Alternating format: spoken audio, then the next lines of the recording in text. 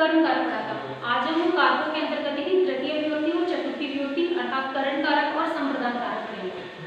कर्ण कारक के अंतर्गत देखिए सर्वप्रथम कर्णम कारकम,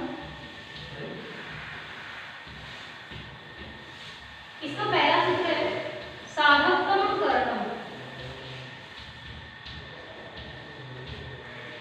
साधकतम कर्णम।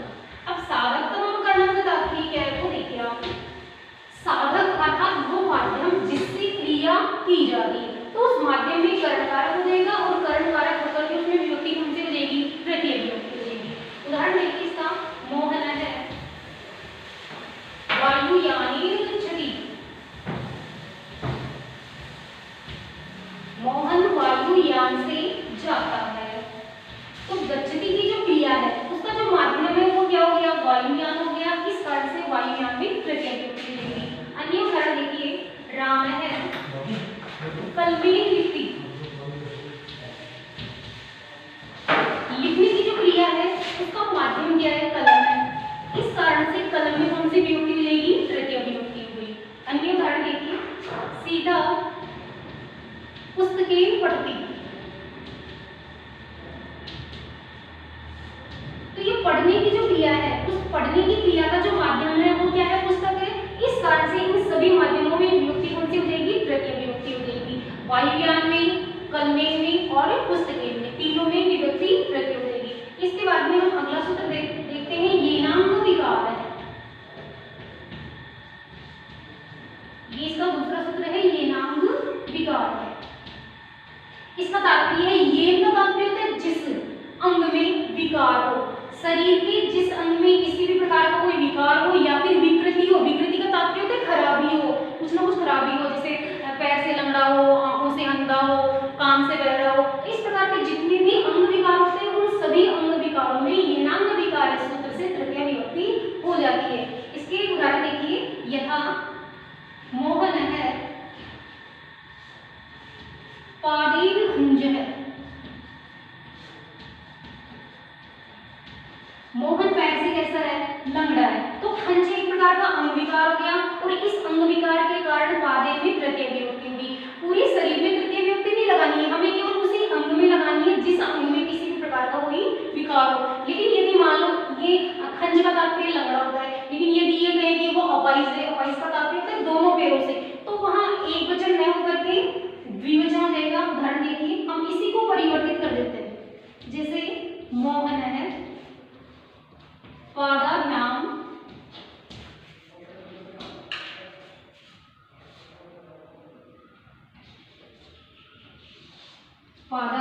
पंगु है। पंगु का तात्पर्य होता है अपाहिज, यानी का मतलब जिसके दोनों पैर काम नहीं करते हो। तो यहाँ मैंने पादे न करके मैंने पादाभ्याम किया है, क्योंकि अपाहिज व्यक्ति दोनों पैरों से होता है, न कि एक पैर से। दोनों पैरों से होगा, इस कारण से यहाँ पर एक वचन की क्रिया न होकर के द्विवचन की क्रिया हो जाएगी। अन्य उदाहरण देखिए इसके, सुरेश है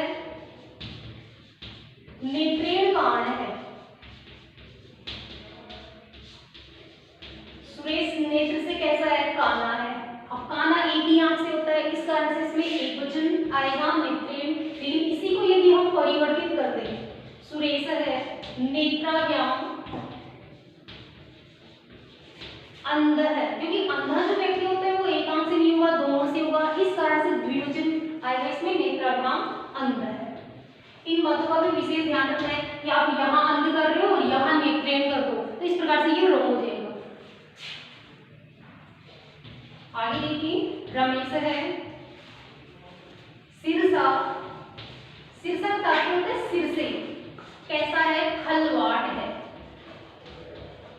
खलवाट का तात्पर्य होता है गंजा। तो ये भी एक प्रकार का अंग विकारी है, इस कारण से सिरसा में इसमें विभक्ति कौन सी हो जाएगी? तृतीय विभक्ति हो जाएगी। इस प्रकार से येनांग विकार कंप्लीट हो जाता है। इसके बाद हम कर्ण कारक का तीसरा सूत्र पढ़ेंगे, सहयुक्ते अप्रधाने।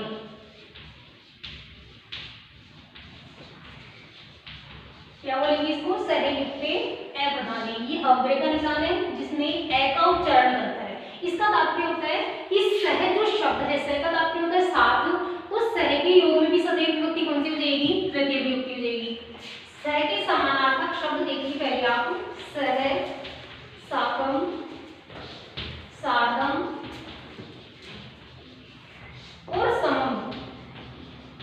ये सह के समानार्थक शब्द ही हैं और इन सभी का तात्पर्य एक ही होता है, साथ। तो इस सह के योग में हमें विभक्ति कौन सी करनी है? तृतीय विभक्ति करनी है। इनके उदाहरण देखिए आप, राम है, श्यामेन, सह गच्छति। राम श्याम के साथ जाता है। तो यहाँ कर्ता दो है, राम भी है और श्याम भी है, लेकिन सह का योग आ गया। इस कारण से श्यामेन में तृतीय विभक्ति हो जाएगी। लेकिन यदि मान लीजिए दोनों कर्ता यदि च से जुड़े हों, जैसे राम और श्याम जाते हैं, तो राम है, श्याम है, च गच्छति तय होकर के वहां पर क्या हो जाएगा? गच्छतः हो जाएगा, क्योंकि जब दो कर्ता है वो च से जुड़ जाएंगे। यहाँ च से न जुड़ करके सह से जुड़े हुए, इस कारण से यहाँ पर तृतीय विभक्ति हो जाएगी और क्रिया एक वचन की ही आएगी, चाहे कर्ता दो हो। अन्य उदाहरण देख लीजिए आप, रमा मोहनेन सार्धं पठति। रमा मोहन के साथ पढ़ती है। उसी प्रकार से आप साधन शब्द के स्थान पर आप सम भी काम में ले सकते हैं, आप साकम भी काम में ले सकते हैं, क्योंकि इन चारों का तात्पर्य एक ही होता है और वो होता है साथ। इसके बाद में हम अगला सूत्र देखेंगे, इत्थम भूत लक्षणे।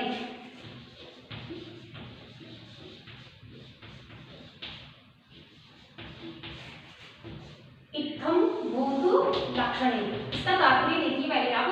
इत्थम भूत लक्षणे, किसी व्यक्ति को हम पहली बार देखते हैं तो देखने पर हमारे मन में ये विचार आता है कि यह वह है, अर्थात हम उसके बारे में सोच लेते हैं कि यह क्या है, कोई विद्यार्थी है, कोई साधु है, सज्जन है या फिर दुष्ट है।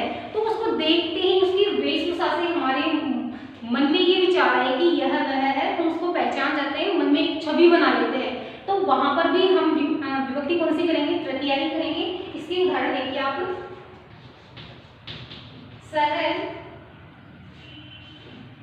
गणवेशेन छात्र है। किसी विद्यार्थी को गणवेश में देख लिया तो मन में ये विचार है कि ये कौन है? एक विद्यार्थी है, पढ़ने वाला है। सह जटाभि तापसः, किसी व्यक्ति को हमने लंबी लंबी जटाओं से युक्त देख लिया तो मन में ये विचार है कि ये कौन है? तपस्वी है। अब जटाओं वाले को देखकर हम अन्य तो कुछ कह नहीं सकते। अब जटाओं वाले व्यक्ति को देखा है तो नेचुरल है कि हमारे मन में ये विचार आ जाएगा कि ये कोई तपस्वी है। गणवेश में हमने किसी विद्यार्थी को देखा है तो मन में विचार आ जाएगा कि ये छात्र है। तो इत्थम भूत लक्षणे का तात्पर्य यह होता है कि जब भी हम किसी को देखते हैं तो देखने के पश्चात हमारे मन में ये विचार आए कि यह वह है। इस प्रकार की हमारी मति हो जाएगी, हमारी बुद्धि हो जाएगी। वहां पर विभक्ति कौन सी हो जाएगी? तृतीय विभक्ति हो जाएगी। इसके बाद में हम पांचवा सूत्र देखेंगे इसका, हेतु। एक छोटा सा सूत्र है, हम इसको दूसरे तरीके से भी लिख सकते हैं, देखिए, अथवा हेतुवाची शब्दस्य अर्थे। हेतुवाची शब्द के अर्थ में कहने का मतलब ये है कि यहाँ पर हेतु शब्द न होकर के हेतु का अर्थ आएगा। जबकि यदि मान लीजिए हेतु शब्द ज्यों का त्यों यदि किसी वाक्य में आ जाता है तो वहां तृतीया न होकर के कौन सी हो जाएगी? षष्ठी हो जाएगी। हम उदाहरणों के माध्यम से इसको समझेंगे। देखिए, मोहन है अध्ययने अत्र वसति।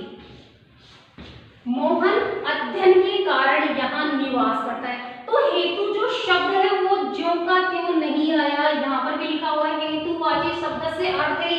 यहाँ ध्यान देने की आवश्यकता है आपको। शब्द नहीं होगा, शब्द का अर्थ होगा। यहाँ भी शब्द का अर्थ है। अन्य उदाहरण देख लीजिए, विद्या यशः वर्धते। विद्या यशः वर्धते, विद्या के कारण किसकी बढ़ोतरी होती है? यश की बढ़ोतरी होती है।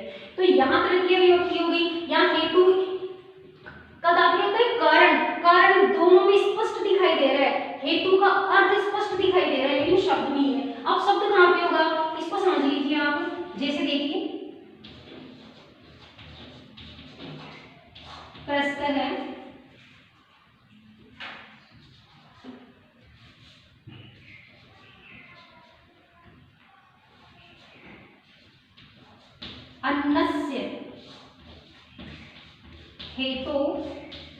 वस्ति।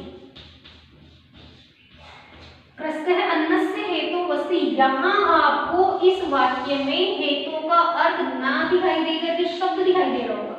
कहने का तात्पर्य ये हो गया कि यदि वाक्य में आपको शब्द दिखाई देता है तो षष्ठी हो जाएगी, अन्नस्य में षष्ठी व्यक्ति है, और जहां आपको हेतु का अर्थ दिखाई देगा वहां पर तृतीय व्यक्ति हो जाएगी।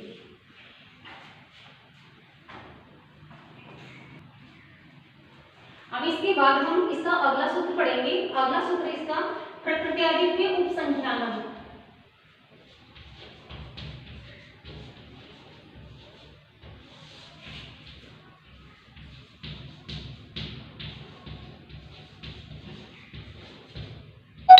प्रकृत्यादित्य है उपसंख्यानम, जिसका तात्पर्य होता है कि प्रकृति, प्रकृति का मतलब होता है व्यक्ति का स्वभाव, स्वभाव है। इसके अतिरिक्त इसमें सम, विषम, सुख, दुख, नाम, गोत्र और आत्मन, ये सारे शब्द आते हैं। एक बार वो शब्द भी देख लीजिए आप, कौन से शब्द हैं। प्रकृति, प्रकृति का तात्पर्य होगा स्वभाव, सम, विषम, सुख, दुख, गोत्र, नाम और आत्मन। इन सभी शब्दों के योग में भी सदैव तृतीय विभक्ति ही होती है। कहने का तात्पर्य ये कि यदि किसी भी वाक्य में अगर ये शब्द आते हैं तो आपको वहां पर विभक्ति कौन सी करनी है, तृतीया करनी है। उदाहरण देखिए इसका, सह प्रकृत्या साधु। वह प्रकृति, प्रकृति का तात्पर्य क्या होगा, स्वभाव से, वह स्वभाव से कैसा है, साधु है, अर्थात वो सज्जन है। अन्य उदाहरण देखिए, सह सुखेन, सह सुखेन जीवति, वह सुख से जीवन यापन करता है। दुष्ट है दुखेन जीवति, जो दुष्ट लोग होते हैं वो दुख से जीवन यापन करते हैं।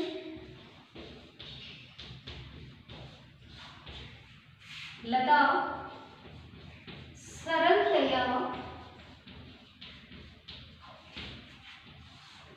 लिखती, लता क्या करती है, सरलता से लिखती है बिना किसी परेशानी के। तो ये जितने भी उदाहरण है ये सारे किसके, तृतीय विभक्ति के हैं, अर्थात प्रकृत्यादित्य उपसंख्यानम के हैं। इसके पश्चात अगला जो सूत्र है वह है इसका निषेधात्मक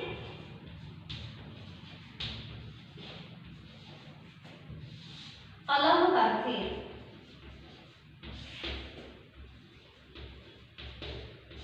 निषेधात्मक अलंकार्थे तृतीय विभक्ति का ये अंतिम सूत्र है, जिसका तात्पर्य है कि निषेध के अर्थ में, अलम का तात्पर्य निषेध होता है, और वहां पर भी हम कौन सी विभक्ति कर देंगे, तृतीया कर देंगे। अलम जो एक शब्द है इसके दो अर्थ होते हैं, ध्यान से देखना। एक तो ये देखो निषेध के अर्थ में आएगा, निषेध का तात्पर्य होता है मना करना, इनकार करना किसी के लिए भी, और एक जो होता है वो होता है पर्याप्त अर्थ में। ठीक है, जहां ये निषेध अर्थ में होगा वहां इसमें तृतीया विभक्ति हो जाएगी, लेकिन जहां पर भी ये पर्याप्त अर्थ में होगा वहां तृतीया न होकर के कौन सी हो जाएगी, चतुर्थी विभक्ति हो जाएगी, अर्थात संप्रदान का अर्थ हो जाएगा। तो यहाँ हम निषेध के अर्थ में पढ़ेंगे इसको। उदाहरण देखिए इसके, अलम हसिदेंगे। अब निषेध के लिए तो किसका अर्थ हो जाएगा, हंसो मत। अलम विवादेन,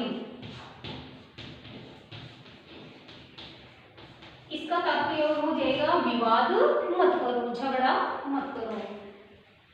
अलम कोलाहलेन,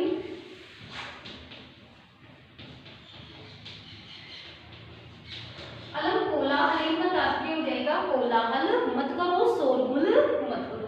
इसके साथ ही ये तृतीय विभक्ति जो करण कारक है वो कंप्लीट हो गया है। इसके बाद में हम देखेंगे चतुर्थी विभक्ति संप्रदान कारक। संप्रदान कारक कैसे देखते हैं हम, संप्रदान कारक, इस संप्रदान कारक की चतुर्थी विभक्ति देगी। ये आपको याद भी रखना है।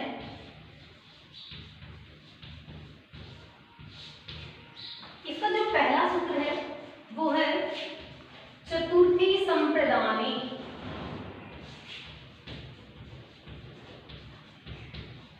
जिसका तात्पर्य होता है कि संप्रदान कारक में चतुर्थी विभक्ति हो जाती है। दूसरा सूत्र इसका कर्मणा यमभिप्रेति, कर्मणा यमभिप्रेति सह संप्रदानम।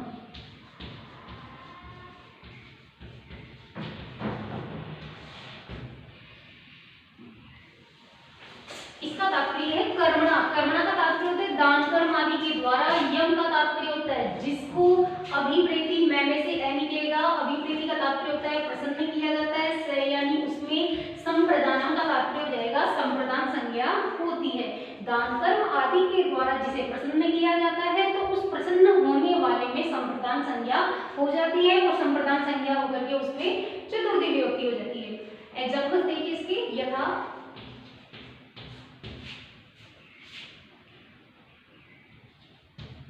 पिता पुत्राय फलं ददाति,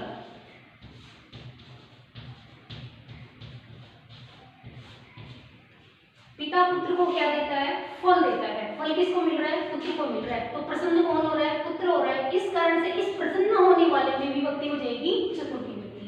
अन्य उदाहरण देखिए इसका, नृप है विप्राय, विप्राय का तात्पर्य होता है ब्राह्मण के लिए, गाम ददाति,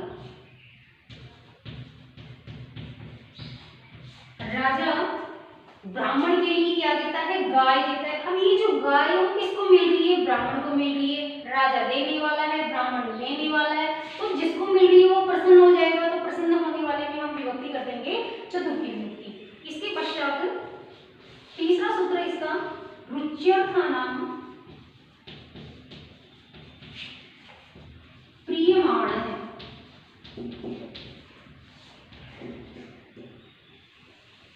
रुच्यर्थानाम प्रियमाण है, जिसका तात्पर्य होता है कि रुच जो धातु है अर्थात रुचिकर लगना, अच्छा लगना, वहां पर भी हम चतुर्थी विभक्ति कर देंगे। उदाहरण देखिए इसका, बालकाय मोदकाः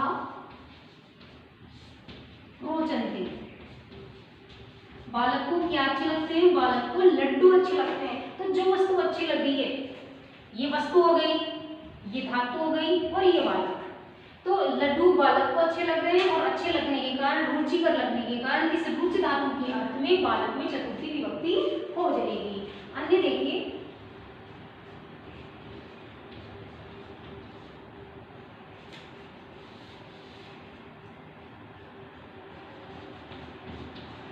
मोहनाय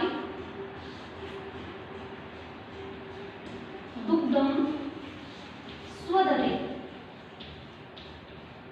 मोहन को दूध अच्छा लगता है। तो रुच और स्वद दोनों का तात्पर्य रुचिकर होता है, स्वादिष्ट होता है, तो वहां पर विभक्ति कौन सी हो जाएगी, चतुर्थी विभक्ति हो जाएगी।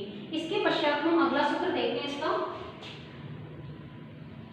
नमः स्वस्ति। अगला देखिए, नमः स्वस्ति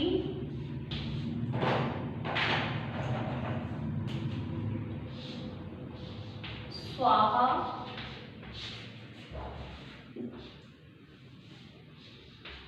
स्वधा। ये क्लियर नहीं आ रहा है यहाँ पे,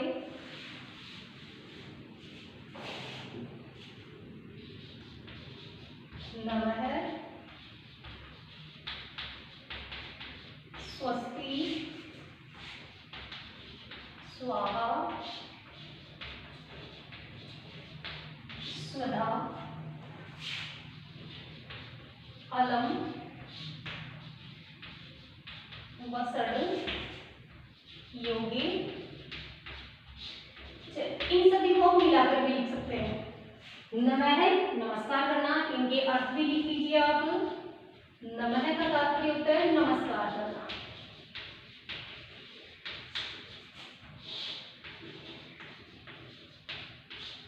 स्वस्ति का तात्पर्य होता है कल्याण को।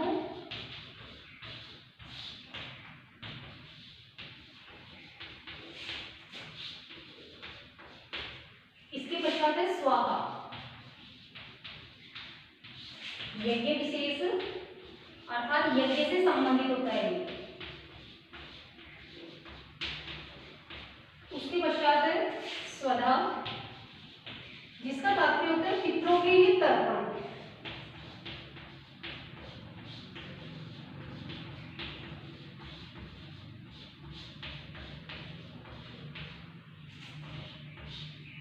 उसके पश्चात है अलम। तृतीया में अलम निषेध के लिए था, लेकिन चतुर्थी में ये जो अलम है वो पर्याप्त के लिए हो जाएगा। उसके बाद क्या आएगा वसल, ये भी यज्ञ विशेष है। यज्ञ विशेष का तात्पर्य होता है यज्ञ से संबंधित। अब हम इनकी उदाहरण देख लेते हैं।